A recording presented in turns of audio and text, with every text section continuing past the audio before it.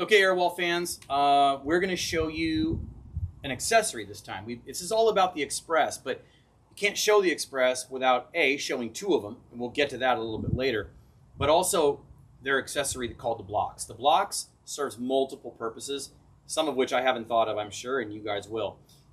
One of them is to just extend the wall. They're 12 feet long, but maybe you need 14. This is going to be the perfect way to get that extra couple feet out of it, or up to 3. The other option is you may have some weird obstruction. In our case, we discovered that some plumbing hangs way too low and we can't fill in the space above.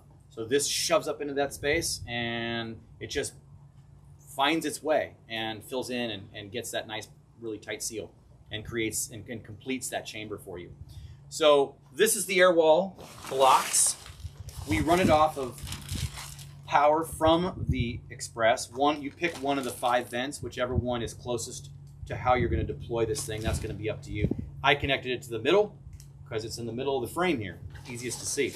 I'm going to go ahead and fire it up. You'll notice, before I do that though, you notice that there are 2 air interfaces here. This is how I'm powering this one, and I plug this one because this is all I'm doing. But I could daisy chain. I could connect multiple blocks together. That is a possibility. I could just put another vent here and connect yet another one. So that is something that you can do. Once again, I look forward to seeing some of the creative solutions y'all come up with. This is what it looks like when it's running.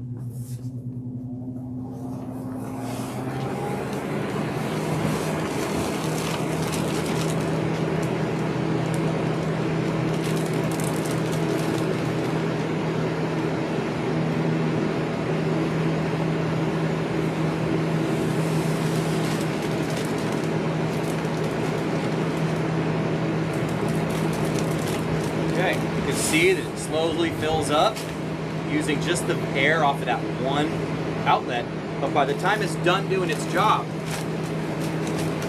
this thing's nice and firm. It really does a good job. And again, you could put it at the end down here.